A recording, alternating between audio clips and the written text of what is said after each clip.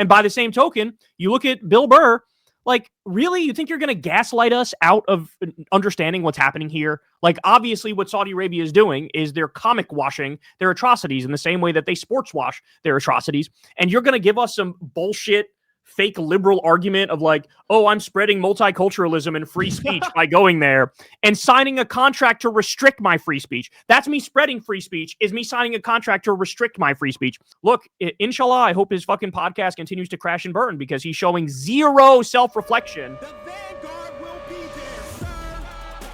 You mentioned the Saudi Arabia Comedy Festival and Jon Stewart's kind of disappointing response to that. I totally agree about it being disappointing. I was like, what the fuck, bro? And I was also like, what the fuck, bro, when it came to Bill Burr, someone we've talked about a lot on this show, a comedian who Zach and I have both really enjoyed, not just because of his progressive politics. Like, I actually genuinely think he's a funny and talented comedian and actor completely outside of his progressive politics, but that was always the cherry on top. So for that reason, it was just such a bummer, such a crushing disappointment to see him participate in this Riyadh Comedy Festival thing, take blood money from the Saudi Arabian government, and then basically just gaslight all of his fans and bitch and moan when faced with totally valid criticism. So what was your reaction to that whole episode? And also, Zach and I, tracked on our own show the waning view counts on his podcast and the real tangible backlash that he's experienced. This is not nothing, and it really does seem like his hardcore audience is forcing him to suffer as a result of this mistake. Do you think at this point he does view it as a mistake, one that he's just not prepared to actually admit to? Or do you think he's just going to keep doubling down and suffering for it? I don't know. I can't get in his head, so I don't know. But what I do love is that consequences are back, baby. Like, they're back. For so long there, it felt like, oh my God, we live in a world where there are zero you could be as evil as you want to be, and nobody gives a fuck. Nobody cares. It could even help you to be evil and stupid and corrupt and wrong and bad. Because looking at what Trump was doing this entire time, but then and I'll connect this to the midterms, just seeing the over the top rebuke of Trump and MAGA with Democrats winning by 15 points, Zoran crushing Andrew Cuomo. That election night was perfect because it was like, oh no, people are paying attention and they fucking hate you. They fucking despise you. You're ruining everything and they know it. And this is their way of trying to get back at you. And by the same token, you look at Bill Burr, really? You think you're going to gaslight us out of understanding what's happening here? Obviously, what Saudi Arabia is doing is they're comic washing their atrocities in the same way that they sports wash their atrocities. And you're going to give us some bullshit, fake liberal argument of oh, I'm spreading multiculturalism and free speech by going there and signing a contract to restrict my free speech. That's me spreading free speech, is me signing a contract to restrict my free speech. I don't know. I do think that he has the ability he's smart enough to talk himself into believing his own bullshit. You know what I'm saying? He's smart enough to make himself think. Yeah, rationalize it. Oh, yeah, that's fine for reasons X, Y, and Z. But to your point, the backlash has been so severe that it kind of makes me think, nah, dog, you've had at least some intrusive thoughts of did I fuck up? Was I a hypocrite? I went after fucking Beyonce and other people a decade ago because they went and partied or sang for Gaddafi's son or some shit and basically said that's selling out for blood money, and now you're doing it to Saudi Arabia. You don't see that that's the same. Of course it's the same thing. Of course it is. And you just wanted the bag. Just say that. That's the thing. Tim Dillon has largely escaped from most of the criticism because Tim Dillon was yeah, I'm going for the money, bro. I'm going for the money. It's a terrible government. They're corrupt, but they're paying me to shut the fuck up about that. So I'm going to shut the fuck up about that. That's evil and wrong and bad. And I don't like it, but at least he's honest in the aftermath. Whereas Bill Burr is fucking lying in the aftermath. So nobody's even bothering Tim Dillon with this anymore.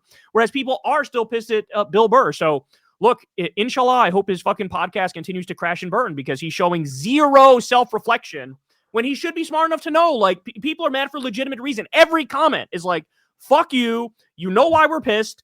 You sold out. I'm just sick of living in an era of sellouts where everybody's just a total asshole who's for sale at the highest bidder. That's why we have a situation where FanDuel is buying up every single, podcast host, and you get the worst sponsors ever because people are just saying, whatever you want to give me, and I'll fucking, do your bidding.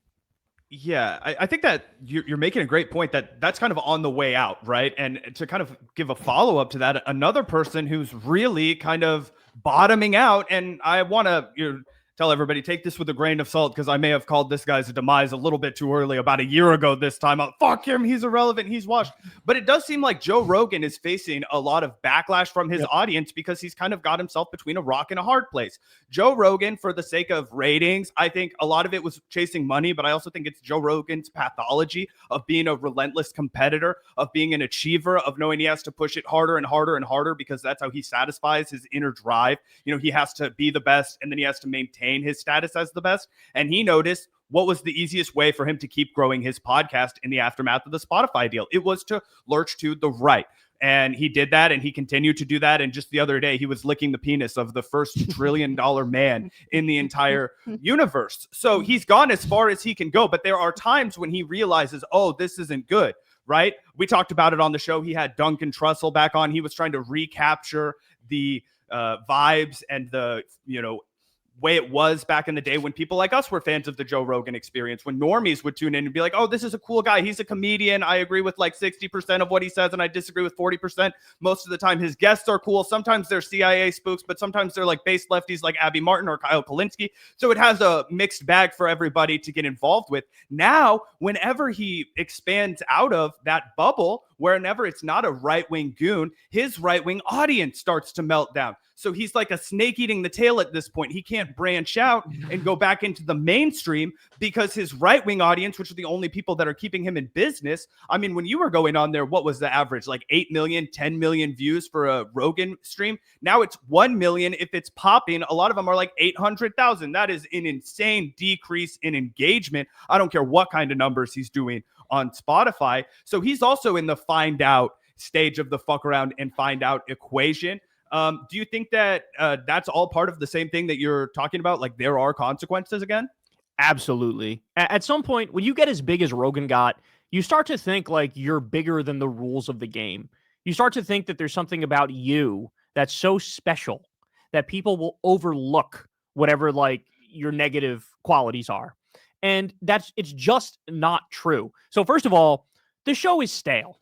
I'm sorry, bro. You've been doing the same patented rants for over a decade now. How many times are you going to tell me about fucking COVID lockdowns, right? How many times are you going to tell me about how shitty wokeness is? How many times are you going to tell me about the, couple hundred comedy assassins that are the only ones doing this beautiful high art?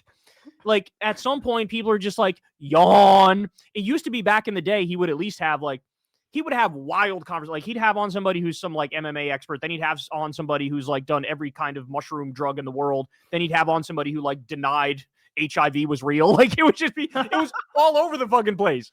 And so it was like, well, you never knew what was coming. Now you know what's coming. Now, no matter who he invites on, he goes right into his standard rants. And look, it's okay if you're repetitive as long as you're saying things that are true. He's not saying things that are true.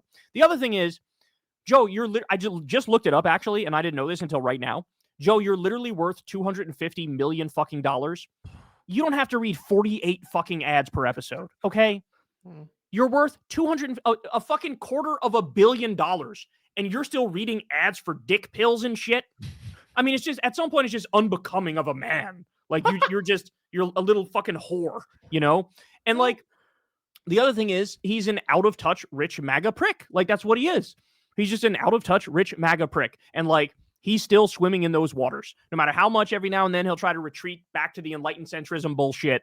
At the end of the day, he's an out-of-touch rich MAGA prick. He texts with fucking J.D. Vance, might even text with Donald Trump himself, the big guy himself. We know he has just a fucking streamline of billionaires, one after the other comes up, whether it's Mark Andreessen or Mark Zuckerberg or Elon Musk or whoever the fuck. There's always billionaires that are coming on to lie to his audience about how terrible the CFPB is and how shitty unions are and stuff. And like, in the end, basically his class position won out. Like he's surrounded by billionaires, he's surrounded by MAGA assholes, and like that's the water he swims in now. And so you're never going to see him fully turn on these people ever. It's always going to be a steel man for the people on the right and a straw man for the people on the left. I'm covering tomorrow. He was shitting on Zoran, calling him a communist. Like it's enough already. It's enough already. But to your point, like, yeah, it's over. It's done. Like he's never going to have that same cultural relevance and sway that he had in the past. And what's kind of annoying is that Democrats are always too slow to catch on to what we know. So like back when I was telling everybody, stop yelling at Bernie for going on. Back then he did have cultural relevance and sway and he had a mixed audience. Now you got Democrats who are like, you should go on Joe Rogan. And it's like, no, you fucking shouldn't. He's like fucking Rush Limbaugh now. What's the point? So they're always behind. I need them to go ahead and catch up.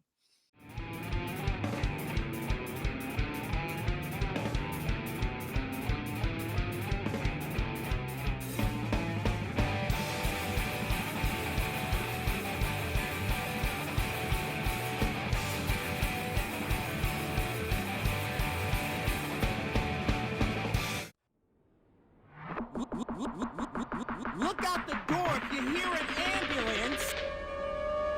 The Vanguard will be there, sir. The Vanguard will be there, sir. The Vanguard will be there, sir. The Vanguard will be there. Be there.